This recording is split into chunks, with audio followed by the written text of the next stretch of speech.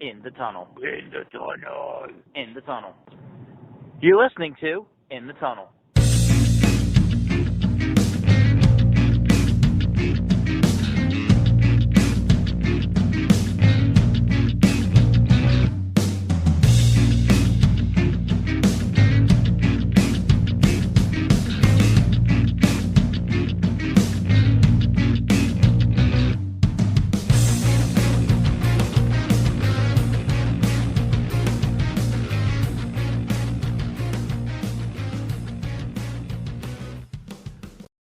Hello and welcome to In the Tunnel, episode number 103. Yeah. There's that. Is that prime? Is this a prime number joke one? Are we back to doing that, or whatever my attempt at a joke is, which is just notifying anybody who actually listens that it is a prime number? Yep. I guarantee you nobody would have thought of it's a prime number first. I guarantee you the listener thing is the more obvious part. Yeah. Alright, so NHL, let's see. Here are the divisions. Not much has changed. Do we have... It was just the graphic was just the teams to go through. You wanted to talk NHL preview. Yeah. So there is no realignment or anything. I know. So I wanted to talk about, I don't know, a few teams, just sprinkles of them, because I don't think it's really worth talking Arizona. I don't. Oh, I think absolutely is. If did you see the image of the? Yes, I saw the image. Not only how bad the arena is because Arizona State's hockey rink, but the fact that the Coyotes are only getting half of the center ice logo. They literally have Arizona State's logo on one side of the face-off circle and the Coyotes on the other. Yeah. Just to show how bad they are at making money, they're splitting costs with technically a non-profit. So again, don't really need to talk about Arizona. Aside from that, Speaking of jokes that write themselves. Yeah, I don't know. I don't think Seattle's gonna get much better or worse, to be fair. Do you think that Shane Wright was the right pick for them? No pun intended. I think they had to pick Shane Wright there. They had what, the second or third pick? No, Shane Wright went to no third. Third. Sorry. Yeah. Who went to 4? Wasn't the number 1 overall the supposedly number 1? He went to 4. Yeah. But anyway. But yeah, because the Devils. So Montreal had 1. They picked the guy I wanted on the Devils. So the Devils picked Nemec. And yeah, the whole draft is thrown in out of proportion because who would have expected that? I do think Nemec was the right move because we just can't seem to develop a defenseman that wants to stay with us. Let alone we can't seem to develop a defenseman. So, sorry to jump back and forth with you here, but Seattle drafted at number 4. Yeah, that's what I thought, because Wright went 4, but I think they kind of had to. Because Shane Wright was, according... Look, this is the first mock I pulled up. I wanted to go back. NHL.com, they had 2 of their writers mock up the first round, and both of them took Shane Wright to go number 1 to Montreal. Yeah, that's the thing. Shane Wright was supposed to go number 1. I knew that the Devils weren't going to pick him at 2 if he ever got there. And I was really hoping Montreal didn't take who they did, which was Slafkovsky, right? Right. They did you guys taking Slafkovsky. Right, because he was Like, we need that type of player, right? We don't need Shane Wright. We have enough centers, wingers,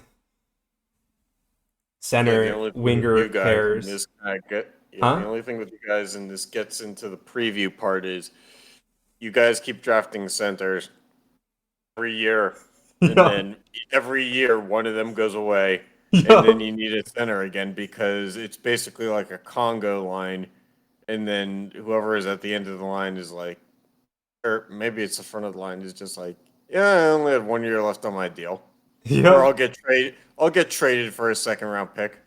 But I mean, we're running into that issue, right? So we have Hughes, Heischer, right? They're centers.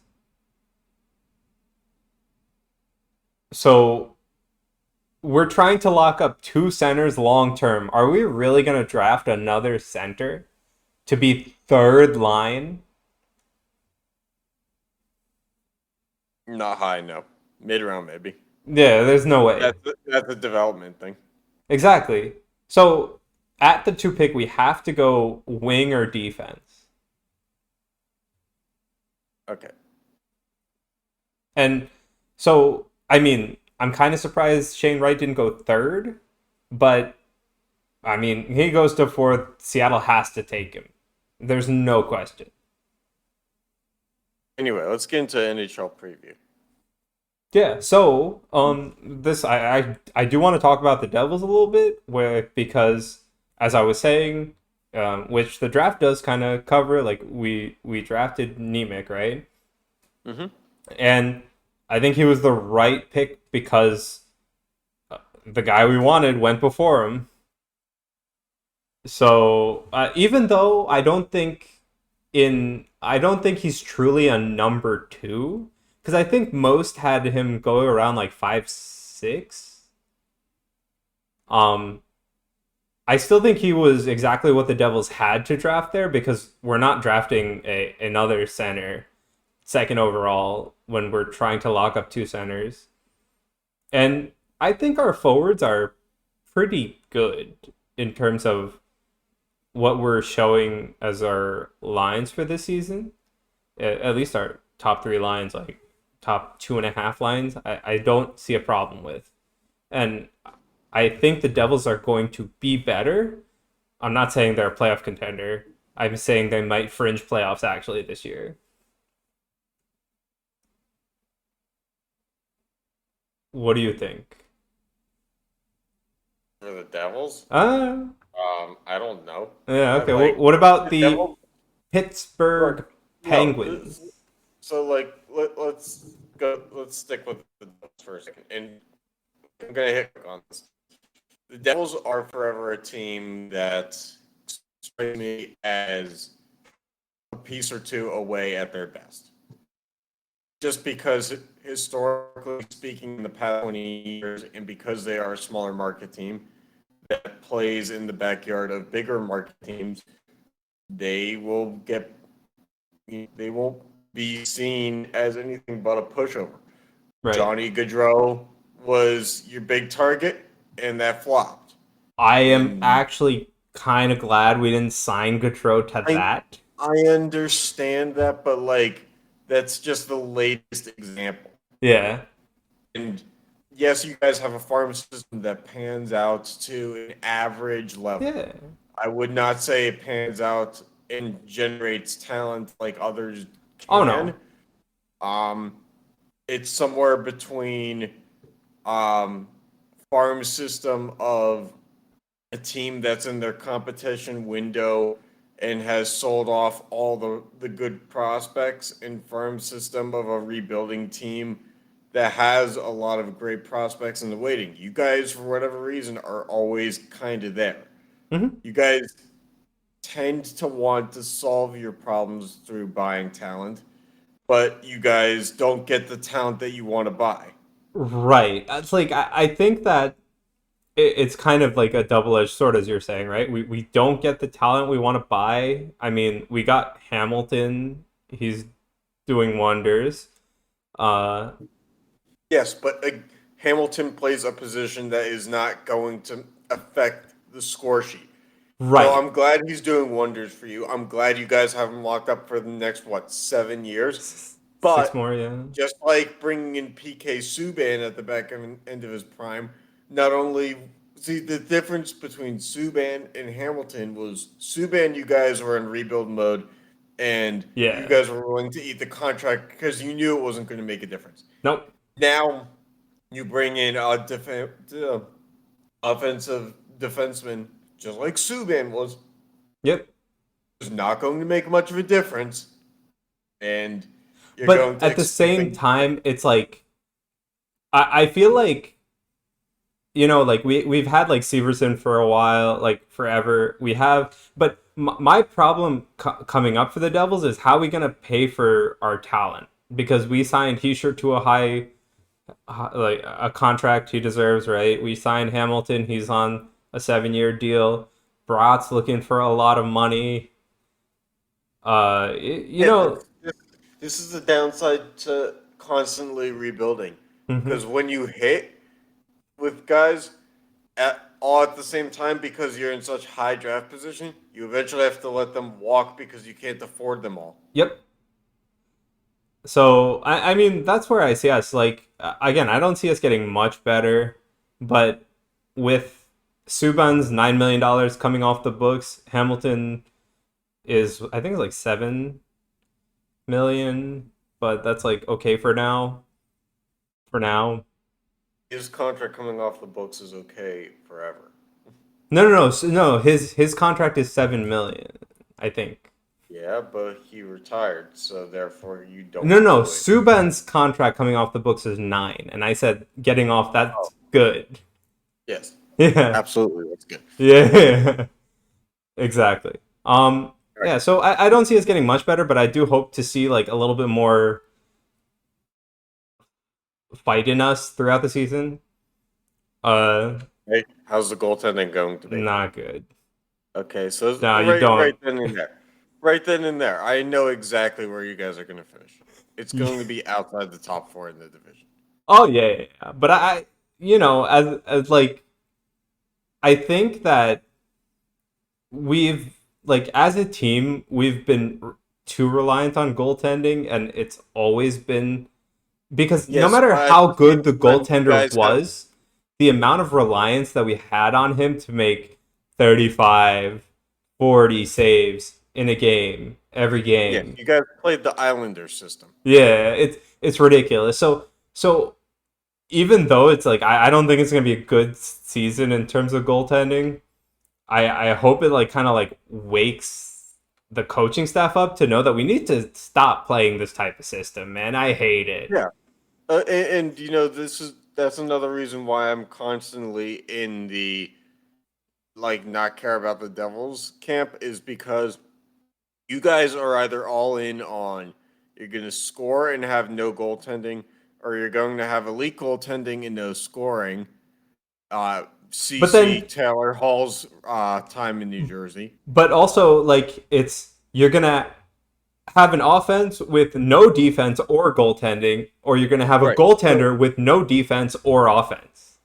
so you see where the problem is. Oh This is yeah, just we're circling the drain here because you guys got Dougie Hamilton. You know, you got Andre Palat, yep. and got rid of who for Palat to take on 1 year of Palat left in his contract. I Because wasn't he acquired through trade with no, didn't he sign? or I'm sorry, you guys traded somebody to Boston though. Yeah, Zaka went to Boston.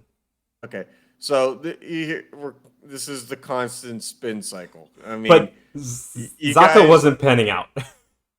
okay, that's fine, and he also had 1 year on his deal On his season. RFA deal. Or Right. no, he had to sign. He was an RFA. So he went to arbitration You with guys the traded Bruins. his rights. Yeah. Yeah. All right.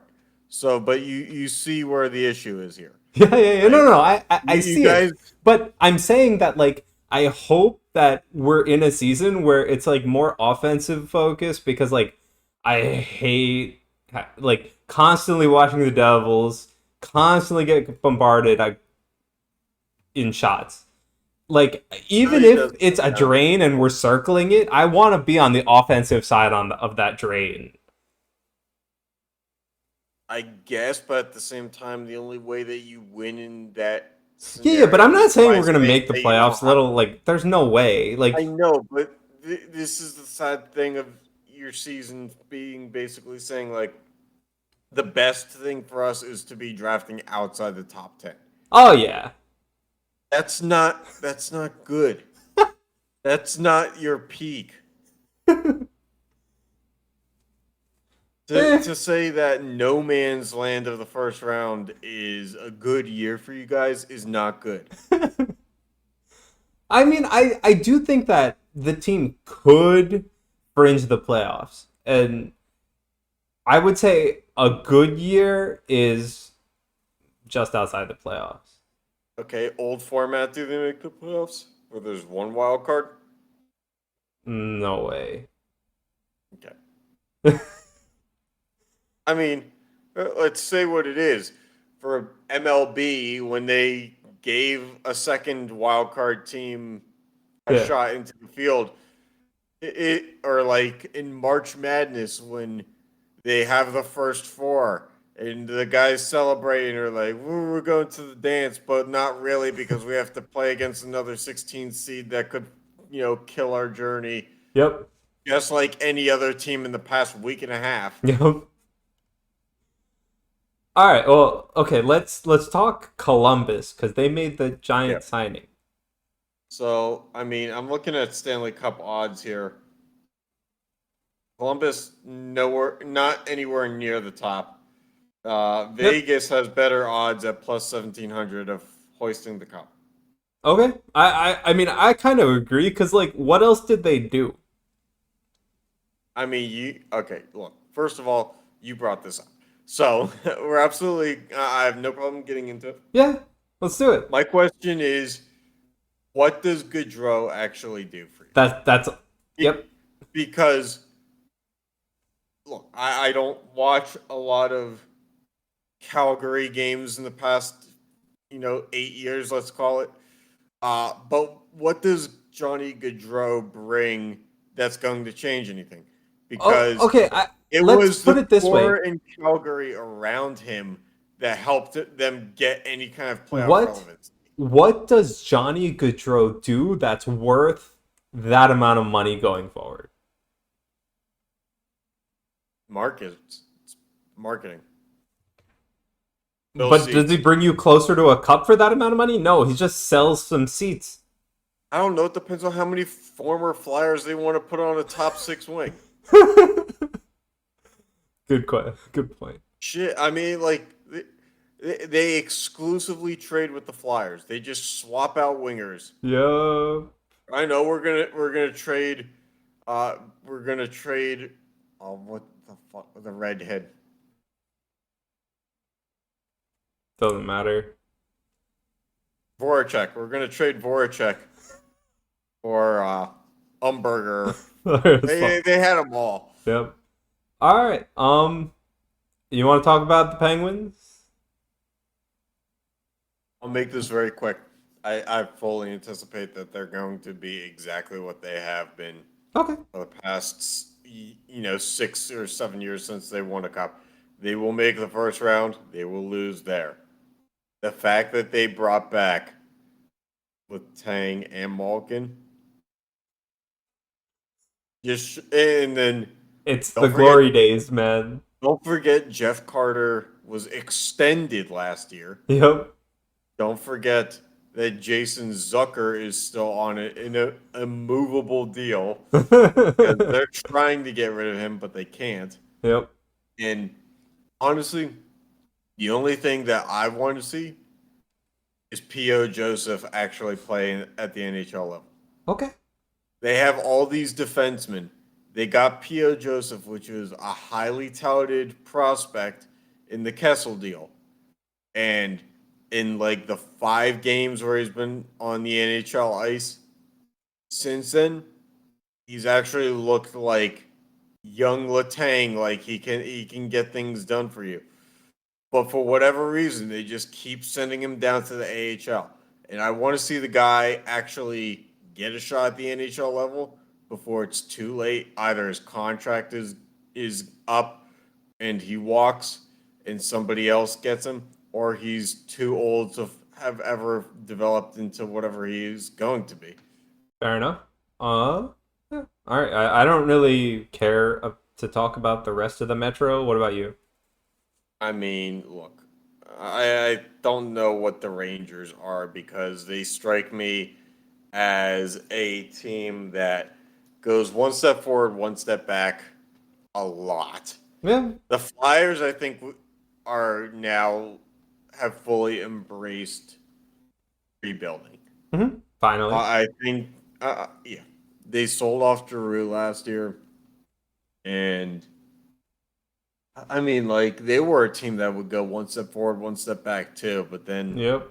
last year, everybody thought they were going to win the cup, which was like the most ridiculous thing. Yep. Washington is like the Penguins. I really don't know what you're actually going to get out of them. Maybe No, I mean, you'll get some Ovechkin highlights. He'll break some records and he'll call it a season. yep. All right, and the Atlantic. What does the odds say about Tampa that now that they're Pilotless and what else happened? I don't even remember. I don't think that a lot makes a huge difference. Tampa is the fifth Yeah. best odds at plus 1200. Yeah, that's what I figured. So it goes Colorado, then Carolina, Toronto, and Florida, followed by Tampa, then Edmonton at 1500, Calgary at 1600, Penguins at 1700, Because I actually Rangers think at 1700, so. and Vegas. I think losing Gaudreau, they still did a pretty okay job in the Yeah, offseason. they brought in Huberto Well, and picks. yeah. So like they did a pretty good job in the offseason. So I'm actually kind of looking forward to what's Calgary going to be like. Yeah, I would be looking forward to that too if I ever wanted to watch that many 10 p.m. games. Yeah, and then I have no faith in Toronto. I'm sorry, odds. Um, You know the sad thing is Toronto has failed this badly for so long that eventually it's going to break. The luck is going to break their way, and people. It's like the wolf or boy who cried wolf. It's like nobody's gonna fucking care when yeah. it actually happens. Yep. Great, it's been 56 years. You guys really should have had one by now. Yeah, I know, right? Um, Second round, huh? yeah. Congrats. You know there's And 3 more of those for a cup. and then Vegas, I'm actually like again, if I watched more late games, I would be interested in what Vegas is doing. I wouldn't because from what I've read in the articles say the ownership group in the front office are really bad. Really? That's what How can you be this bad and your team's like 5 years old? Not even. exactly. You would think that first impressions are everything. Free agents apparently all the high profile free agents this year. Because I'm not going to sit here and say that Phil Kessel is one of them at this No. point in time. They all didn't want to go there anymore. Okay. So, and didn't Pacioretty get traded? Yeah, I think so. Okay. So your captain is gone. Robin Leonard is still there, but like all those guys that they acquired in the first 2 years, they're gone. Yep. And so, they've backstabbed Fleury, Mm-hmm. which was like really big. Yep. Not because of the player that Fleury is at this point in his career, but because of what it says about what you're willing to do Oh yeah. as ownership. And you would think, as you said, in the first 5 years, that shit is really important not to do. You'd think like, oh hey, like I really need to maintain my image for a little bit. I mean, you're no longer the newest team, but you're still so new that like I will say this. They really, I think they did it because the first year. that first year was such a momentum swing for that community Yeah. to rally behind and, make the cup. It really gained a lot of brownie points. Oh yeah. And they were fucking coasting off that shit forever. Not only Uh-huh. thinking that it was actually right to be as competitive and as aggressive in the moves that they made, but also because look, there's a reason why they acquired all the talent that they did through trades. Because that first year, Nobody wants James, to all sign. those other guys were on the last year of their deal. They were going to leave. Nobody was going to come and add Yep. to that. So they had to acquire everybody. Yep. They had the capital to do it. And now everybody has seen what it's actually like and they want to leave. Yeah, fair enough. And I really don't pay attention to much of the Central, but I still expect Colorado to be really good, probably topping it. They're a heavy favorite to win the Yeah. cup again. Yeah. But like there should be no problem with Colorado topping that division, I don't think. See, this is the thing that sucks about hockey is that we've now entered, and I'm gonna attack the Penguins on this too. In the past 7 to 8 years, like traditionally speaking, hockey is the sport of the core four sports that, in order to win, requires the most luck, the least amount of skill. Yep. That's what science says. Mm-hmm. But in the past 7 years, that parity is no longer there. Mm-hmm. Like, because saying that the St. Louis Blues won a cup is considered parity right now, because you had the Penguins win back to back, you had uh, Lightning. Tampa win back to back, potential for a three-peat Yep. and lose. Um, and now we're looking at Colorado as Hey. heavily in the same position to go back to back. Yep. So that's kind of, it sucks because this is a sport where everything could be one bounce or one shot away from being very different, but for whatever reason, talent has won the day. Now, Mm-hmm. part of that is because Tampa Bay had exploited the salary cap rules. Yes. I agree. So it'll be interesting to see because Colorado obviously didn't do that. They got rid of Kadri. Yep. So So we'll see. But I still think their team is so heavily favored do that you think that Colorado is actually better now? no, I wouldn't say that Okay, they're well, better. when it comes to playoff time, yes, Kadri can get you goals, but he also can get you shorthanded. Yeah. So I don't know. Yeah. That's a trade-off that I'm willing to live with once the playoffs come. Because for a team like Colorado, wherever they finish in the division race, as long as it's top four, does not mean anything to them. Yeah, but I still think they're favored to win the division. It's like, Again, their season will start after the All-Star break. yeah, I agree. All right. Those are the only teams I wanted to talk about. So, you got any? Um, I don't know. Edmonton, I don't know. I don't know where you think of Edmonton being. I mean, the only reason I If watch we're going to Edmonton is talk because they about, have Connor McDavid. I really don't pay attention to Edmonton do otherwise. you, do you think that Edmonton is another one of those teams that just kind of shuffles the deck? Throw McDavid and Draisaitl out there, shuffle the pieces Yeah, around them. because you Bucky don't didn't work. get He retired. you like the thing is right like by having your top two players take what like 20 something almost 25% of the salary cap or something like at least 20%. Yeah, in the NHL, that's a huge chunk. That's ridiculous. You cannot build around it. Although, I mean, as a Penguins fan, I've literally seen I Penguins do mean, that. like Crosby, Malkin, and Letang. it's such a They're still doing it. yeah, but like it's such a crutch to the building out the rest of your team. I'm not saying they don't deserve the money or whatever. I'm just saying like by tying up over 20% of your salary cap in two players, you have to fill Yeah. 21 other slots with 80%. It's amazing that they don't operate like above the salary cap. Especially because when they brought in Duncan Keith on that fucking deal that he was on, that wasn't exactly smart cap budgeting either. No. So I mean, like, I as much as like he's like Connor McDavid is phenomenal to watch. Draisaitl has really hype moments too.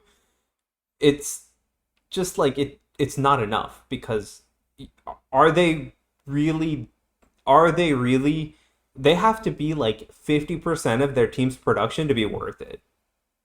You know, Toronto and Edmonton are like interchangeable to me. Yeah. I can confuse them and say the exact same thing about them, and it will always be right. They both don't have a priority in any kind of goaltending presence. Yeah. Because Mike Smith and Jack Campbell, stop it. Jack Campbell was a one-time All-Star. That's great. So is Frederick Anderson. Again, stop it.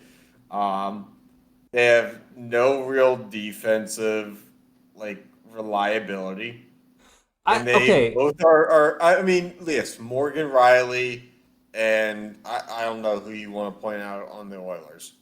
I mean, not that they had defensive reliability, but like they did try. Like I don't think they had major defensive liability, but I don't necessarily think that their defensemen were so my thinking is reliable. My thinking is that their first pair defensemen, regardless of the team, is probably obviously as best as it's going to be. Yeah. But I do think that by the time that you get to that second pairing, it's a heavier drop off than most teams. Okay, but third pairing is probably another drop off. I think that because the way the Oilers kind of operated is, I feel like their first pairing was like really good, like more than NHL caliber good, and then their second pairing was kind of like average defenseman pairing, and then their third pairing was almost non-existent. Okay, but here's the thing: they can't put good money into a second pairing because of, as you said, how financially constrained they've put themselves with elite talent on the top six.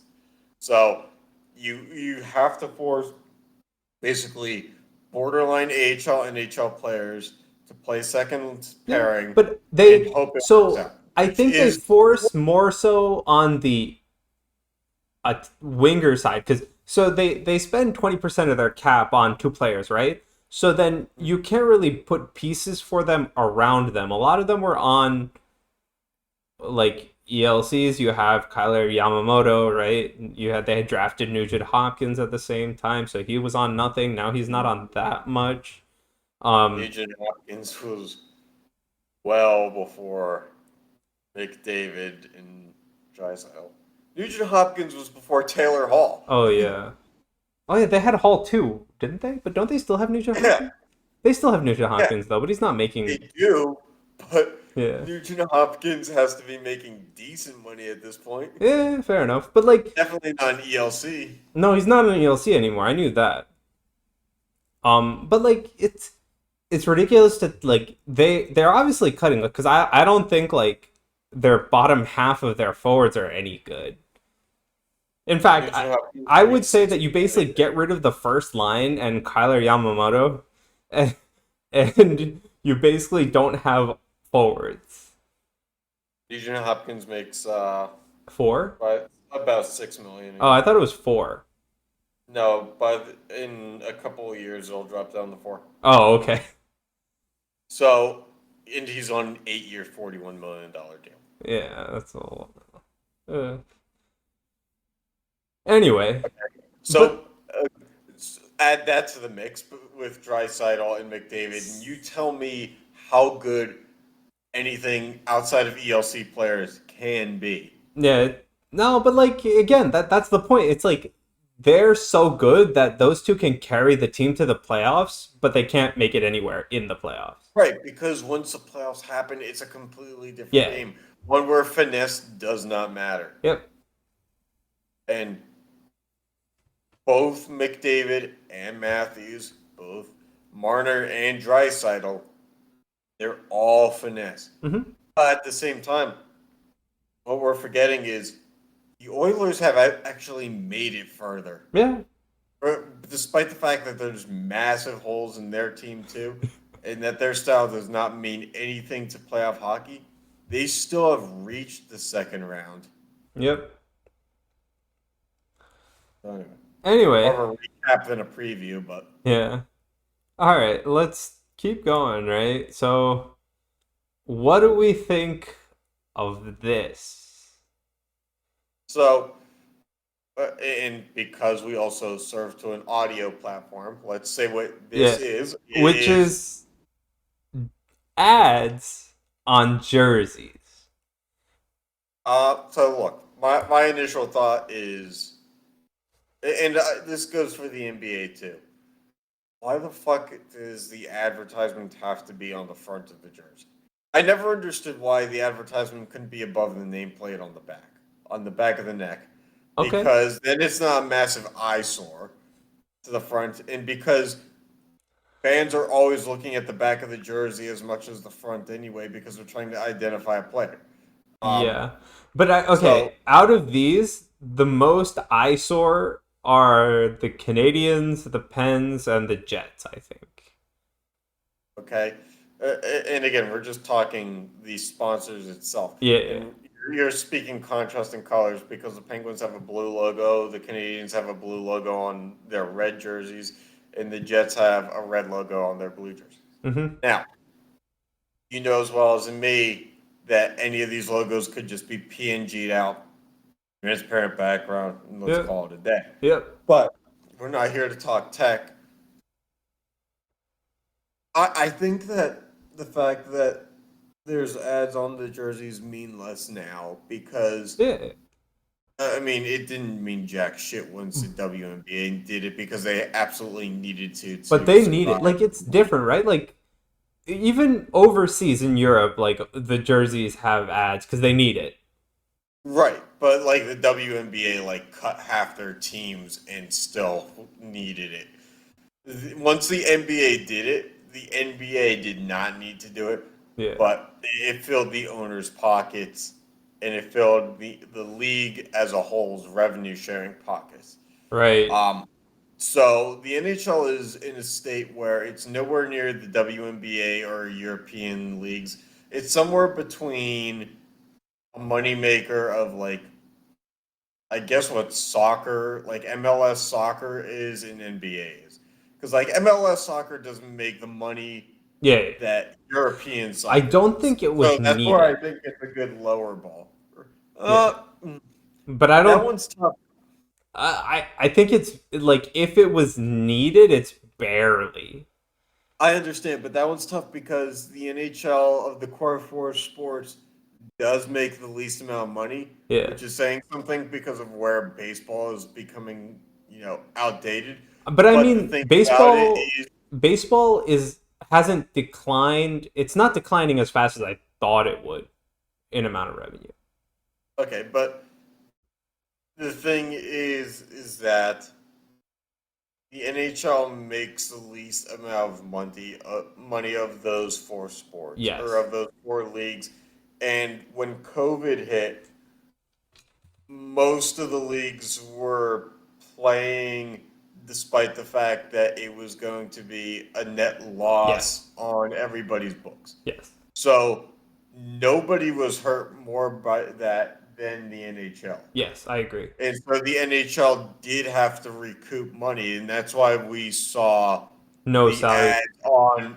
Well, that's why we saw ads on the helmets. Yeah, but we also saw a salary cap freeze for the next 2. They're still going on, and a few Yeah, other things. it doesn't increase. Huh? The salary cap doesn't increase, right? No, no, no. They usually negotiate it, but there's a like they've currently frozen it due to Yeah, I'm COVID. saying that's what you mean by freeze. Mm-hmm. Like the cap doesn't get negotiated; it's staying at 2020 rate. Yes. So my thinking is like other leagues have done it well. And if the NHL was the first to do it, then it would be more of an eyesore. But the fact that they're not Yep. makes things more tolerable. Oh yeah, I agree. I don't like to especially look at it. because the NBA following or doing it first is NBA being the biggest international moneymaker. Yeah, They they really blew the doors open on that. yeah, fair enough. I can see that. But ads on the helmets and the jerseys in 2 straight seasons does strike me as a bit much. Fair. You don't buy the helmet obviously, No. but like most teams did have advertisements instead of their own logo on both sides of the helmet last Yeah. year. And then that was supposed to, replace a lot of the money that was lost with local investors. But then you have the same companies or different companies also buying space on the jersey. It the goal here should be not to, and I understand it's only one ad on the jersey, but you don't want to get too NASCAR. You don't want to be overtaken with visual Ads. sponsors.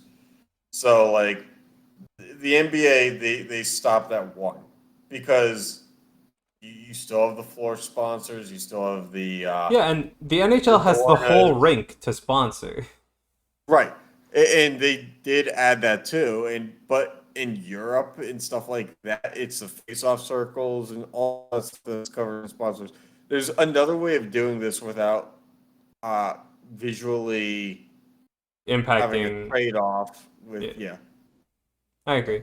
But at the same time, it's like, the NBA's done it, so I'm not like super surprised. I do agree that they probably could have found a better placement for it.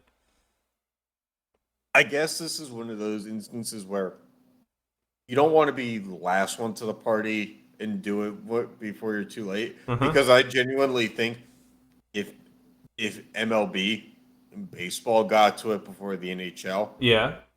that would be bad Uh-huh. Okay. because the MLB probably long term benefits the most from having it Fair in enough. terms of the financial trajectory of profit. Mm-hmm. But you don't want to be the first one to do it either because if it has backlash, then You're not the you one to are the take it. one. Yeah. Okay. So I think that they did well in being somewhere in that sweet spot of not the first, not the last. Okay. All right. Now let's see. Some headlines. We already talked about this a little bit, Old but people, yeah, old people left yeah. in all at the same day. We had Keith Yandel, who, I mean, can you blame him for not wanting to stay with the Flyers? He was No. on a PTO turned 1 year deal last year anyway. Yeah. And then the Flyers decided to bench him. Wasn't he on like some Iron Man streak or Yeah, something yeah. anyway? Right before his Iron And Man like 1,000 or something. yeah, they made him sit out, which was a complete scumbag move. And I'm not saying that because of Philly. I'm saying that because I mean those Iron Man streaks take forever to build, obviously, and to make him healthy, scratch it. Yeah, that's It's some ridiculous. bullshit. Zdeno Chara, who I mean, Thank God he's he had a tremendous career. Yes, thank God he's done because the dude was like 45. Yeah. He was very much non-existent last year. Oh yeah. He basically retired like 3 years ago, but he was just along for the ride. Yep. And then, I mean, you tell me about PK. He's only 33, which is like quite the difference between the other two here. I mean, to be fair, like you I mean, you don't remember him for anything he's done on the Devils. Yes, but at the same time, for a guy who's 33, you don't really remember him for anything he's done in the past 6 or 7 years. Yeah. I mean, I can agree to that. I But mean, he like had what, you 2 good you years in but you Nashville. you remember him for what he does off the ice, not really on. A failed Lindsey Vaughn relationship, and yes, he's good at doing media. Yeah, basically. But look, you're saying that like he's the NHL's LeBron. Like he's going to show up in a Sprite ad as a No, not even claymation that. type It's thing. just like he, He's a wonderful guy. I will yeah, give him that. he's a But he's a stellar person, but okay, his but career kind of fizzled straight after Montreal. okay, but here's I'm going to make an absurd comparison here. Roberto Clemente, the Pirates legend, was remembered for his humanitarian work. Yes, partly because he was on a humanitarian mission when the plane went down and he died. But he's still remembered just as much for his on the field achievement because great players are known But more for their I achievements when like they're great in what they do as a profession. I agree with you, but at the same time, PK Subban was great in Montreal. Outside of Oh Montreal, yeah, look, I will be the first one to admit the Montreal trade was the first thing that screwed him. y- yes, He, whatever, who was it? Claude? No, it wasn't Claude. Weber. Weber? No, I'm saying the coach. Oh, don't The know. coaches did not like him up there. Yeah, I don't know. But he was great on Montreal, and ever since he left, like I think he had like one good season in Nashville, and then it just kind of went. I'll give him the benefit of two. And so I don't know. Like, sure, he was great, but I don't think like the problem is I don't think his greatness was long enough to like Clemente had a long like Clemente was basically the Pirates in terms of like he was so like I don't see They had how a lot else. They had a lot else back then. yeah, but like I don't see how like Subban played what 500 games. I'll say he's like a great player, and then it took like a really steep dive. So what do you remember? At least right now, you remember the recent history, not Okay. And we're going to give PK 2 years because he had 40 years that first year in Nashville, and we're going to give him his second year, he had 59. And that was the year after they made the finals. yeah. So we'll give him 2 years. And then after the third year, the decline was there. And like okay, you see, we remember what he's become right now, not necessarily what he was. And that's my problem. It's like, okay, I also had to sit and watch him play when I watched the Devils for the past few seasons. Mm-hmm. So I remember what he was or what he is currently, not what he was in Montreal and the early part of Nashville. I mean, he made the show when he was 20 years old. Yeah. Which No, is, he was a great for a player. defenseman, that's wild. Yeah. I mean, look, I think that the most untapped potential, though, I would Yeah. say, be in terms of career longevity. I And agree. okay, so this is where it makes sense now. Michel Therrien was his coach in Montreal.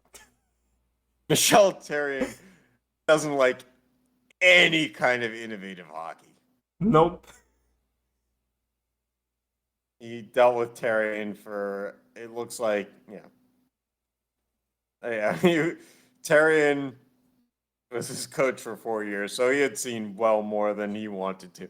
Yeah, so this is on Montreal. Montreal fucked up. Yeah. All right. I don't know what to tell you. Therrien is a very like dictator like coach. Yeah.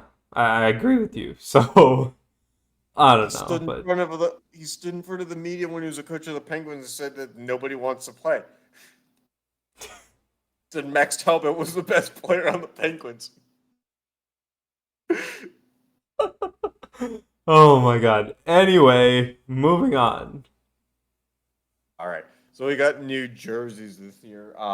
The Hurricanes brought back the stupid fucking squares, the square vest as an alternate, and they were like, you know, history is coming back as like you guys literally got rid of this jersey like 3 years ago. I know, right? Oh my It's god, I hate exactly the it. same. But do you hate it more than the new San Jose Sharks jerseys, which are basically the same, but they cut out the tan? To be fair, I kind of hate the squares more. I, But well, it's I didn't think. Look, I'm a big teal guy, but once I saw the Sharks uniforms in on somebody with teal buckets and teal shorts, I was like, "Holy shit, that's too much." yeah. No, I Teal, agree. teal, But I still think the square is just a little too gaudy. And it yeah. slightly edges it out. Is it like I what was great about the current jerseys was when they had the one with the ripped flag that was supposed to represent like a hurricane kind Yeah. of. It was supposed to be a flag representing hurricane and gale force winds, I believe. Yeah. Um, but this, I don't know what these squares are supposed to represent. I think it's just some pattern, Great. and there very well could be meaning behind it. But this doesn't make me ask that. Great. I more ask why the fuck the Sharks have teal on teal on teal than the Hurricanes have squares. So Fair. anyway, that was just a quick minute on that. Alright. And So now we have the reverse retro, which we have the potential leak. Apparently, Fanatics, who sells everything sports merchandise, started selling throwback T-shirts this year for teams in the designs of what people think are going to be the retros. reverse retro. Mm-hmm. And some of these have been like so far. There's been nothing to say that this won't be confirmed. Like Yeah. teams have unleashed their designs. Um, I mean, we know that Buffalo's was they went to the red and black for the Yeah. reverse retro, so the coloring was a little different. Uh-huh. We know that Edmonton came out with the oil rig, Yep.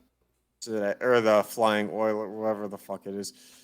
Um, rumor is the Robo Pen is coming back for the Penguins, but Great. nothing cemented. A rumor is the Fisherman for the Islanders, Mm-hmm. which I think for whatever reason, non-Islanders fans love the Fisherman more than Islanders. Yes. But I also Long like how Island, I like how Seattle doesn't have reverse retro yet. they're just Vegas. Neither does Vegas. Yep. But like, I just want to say, if you understood Long Island, there's no fucking like that's not how Islanders it was supposed to be portrayed. To be fair, I kind of like the Fisherman as a logo, I but do too, but like it culturally doesn't make sense for Long Island. yeah. So Long Island is more about like delis than it is about fishermen. The Canadians is like, it is what it it is. is Like, what that it is. doesn't change anything. Yeah. The NHL's in a weird spot because a lot of teams like Columbus, like Vegas, Mm-hmm. they just haven't been around long enough to like actually matter Yep. for this kind of thing.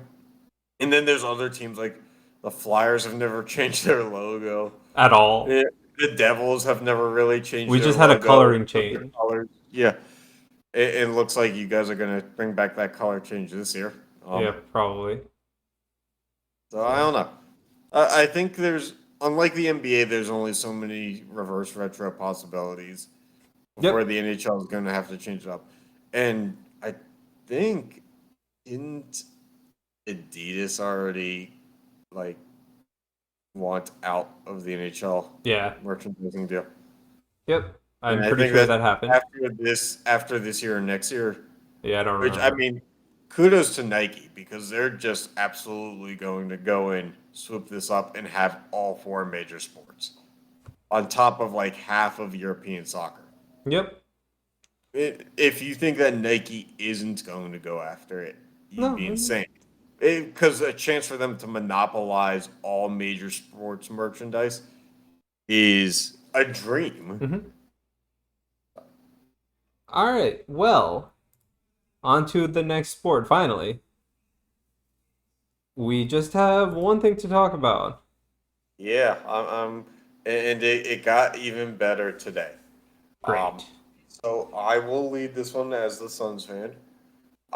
Let's say that the guy, and look, I can talk about how their majority stakeholder owner, Robert Sarver, uh, dropped the N word a bunch of times, made women feel uncomfortable in the workplace. They held an investigation for months and concluded that all these claims were legitimate. I can say a lot of these things were very bad. I can say that I did not agree with the NBA that 1 year and $10 million fine. That's like a One slap year on the wrist. suspension. Yeah, and the fact that Adam Silver stood in front of the press, and when the press asked, "Well, if it happened in our workplace, we would be fired. Why should it be different here?" And Adam Silver said, "Because he owns the team and like he's entitled to certain rights as an owner." So my thinking is this: if you're gonna ban Donald Sterling, you had to ban Robert Sarver. Robert. The fact that they didn't, That's ridiculous. not a great look. Um, but Robert Sarver historically also not a great look. As the Suns owner, he was notoriously cheap. In Amari Stoudemire's prime, uh, when deciding if they were going to pay to keep him around or not before he went to the Knicks, and he thought that Stoudemire wanted too much money, he told Stoudemire, "I've got guys who can replace you tomorrow," which his version of that was Marcin Gortat, which started the Suns' fall to the basement in the eventual absolute downfall that lasted 12 years of them not making the playoffs. Yep. So, yeah, they're very cheap. He did not run the organization well. And then we got word that the second largest stakeholder in the Suns was immediately pressed that Sarver resign, give up his share, sell his part of the team, which is good that like the ownership group as a whole did not agree. Yeah, fair enough. And then PayPal, the jersey sponsor, decided to say, as long as Robert Sarver is there as the owner of the Suns, once our current contract is up, we will not be renewing. So now there's more of a financial hit. Then Chris Paul says the league should have done more. I know this is the owner of the team that I play for, but this is Ridiculous. You guys didn't do that. Yeah, it's ridiculous. So today, September 21st, he made the decision. He's going to pursue selling the Suns and the Mercury. Big win for everybody, except again for Robert Sarver, who decided to really just dig himself a fucking hole even more. Because if I can pull up the statement, he said that he's a man of faith. He believes in atonement and the path to forgiveness. He expected the commissioner's 1 year suspension would provide the time for him to focus, make amends, and remove himself from personal controversy from the team and fans. But in the unforgiving current climate, it became painful that wasn't possible, and that was the problem. That whatever good he had done or could do is outweighed by things that he had said in the past, and for those reasons, he's going to sell the team. Not because he's a racist, not because he said things that made women uncomfortable, but because the world doesn't forgive him for doing those things. Does he feel the need to separate himself from being an owner? But I mean, it's still a problem that the original punishment was 1 year suspension and $10 million. Like, So, sure, the public as a whole can come together and for basically force him to out himself from the team, right? But mhm. that's just another step of accountability. The public, you're literally in the court of public opinion, right? So I still find it very, it's just very bad that they thought that a 1 year suspension and $10 million was enough for the court of public opinion. I think what the weird thing is they seem to imply that that was like a max punishment. That too, but like, it's That shouldn't be anywhere ridiculous. near a max. Yeah, Especially because you've set the precedent before Adam Silver that the max is well above this. yeah. And I can't sit here and say that I know 1,000% of what Sarver actually did. Mm-hmm. But going back to last year, when the reports started flying about what was going to happen and the accusations at that time before they were confirmed, the first thing that got a lot of attention was these accusations. Once they were released in an ESPN article or whoever was writing the story on it, the accusations were going to make Robert Sarver make Donald Sterling's accusations look like nothing. I think ESPN painted the picture like they But still came again, out with they're information, but they journalists, so as long as they have some right, basis on the truth as the backing for their story, it doesn't matter. And it's right. all Like up there's to the court of public opinion, which they can sway a heavy amount.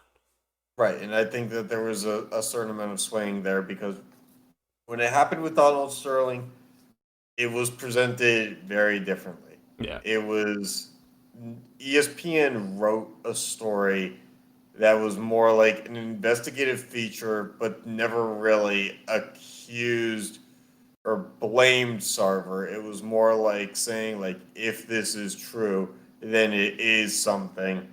instead of saying you can't believe what this guy did. Yeah. Fair enough. All right. Well, we will soon be Robert Sarverless. I honestly think that his process is going to be pretty long. I Yeah. think he's going to try to hold on and control power for as long as he can, despite the fact he's suspended for this year. It would not surprise me if this is a 2 or 3 year thing. Yep. All right. Well, on to college football. So let's look at the top 25 for It's week Georgia than 4. everybody else. It's Georgia than everybody else. Literally, Georgia than everybody Pretty much else. every other team has flaws. I mean, I guess Bama is going to be there in the end for that title fight. But I would say even Ohio State and Michigan are like at a completely different level than those Yeah, two. fair enough. I agree. I do think Georgia is just head and shoulders above everybody anyway. Yeah, people are asking in the media, is Georgia and Alabama's places swapped now? Has Georgia endured all the crap and now they're on the other side of the power shift? Fair enough. Look, the ACC is well represented in the bottom of the top 25. They Hmm. between 12 and 25 have like 5 or 6 teams. Yep. But I mean, I don't know. I feel like Tennessee jumping up from 11 to not to defend Pitt here. You know that I work for Pitt. You know that I am a Pitt fan. But they shouldn't have gone. Tennessee shouldn't have gone from unranked up to 11 after taking down Pitt's second string quarterback with a broken ankle in overtime to get up to being ranked, and then uh, whatever cupcake win they had after that. Like the boost of the resume isn't that strong. Fair enough. Um, I don't know. I think that Wake Forest is probably the biggest pretender in the top 25 right now because Yeah. I mean, they're surviving without their top quarterback, but Wake Forest doesn't strike me as a defensively sound team. Um, I, I BYU probably ends up in that same role, Mhm. but you have a lot of powerhouse traditional teams at the bottom with Florida, Texas, Yeah. Texas A&M, and Miami all in the 20s. Yeah, all So, the low 20s. and I don't know.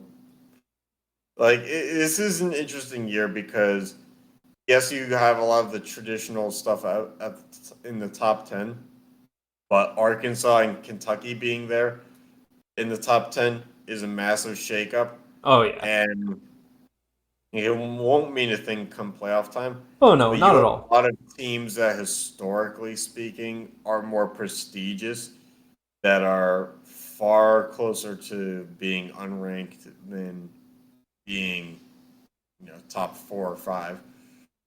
Yeah. I don't know. That's just a quick glimpse. Yeah, but It's not like my thing is question. like, oh hey, we look at this closer to the end of the season. I still expect like Georgia. Yeah. Well, look, there's a reason why the playoff rankings don't come out anywhere near here.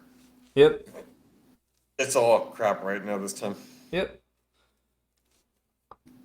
All right. Well, that's what we have for this episode. You got anything else? No, I do not. Not for right now, but we have some exciting stuff coming up. We have not Wheelspin, but we have DraftBot coming soon. We partnered with a Twitter user who was nice enough to let us use his account and automated draft bot that will assign fictitious or non-fictitious players to every NHL team, and we're gonna take you through some analysis on that. So Yep. that'll be a fun one. So keep Yep. an eye out for that. Yeah. Thanks for tuning in, and catch you next time.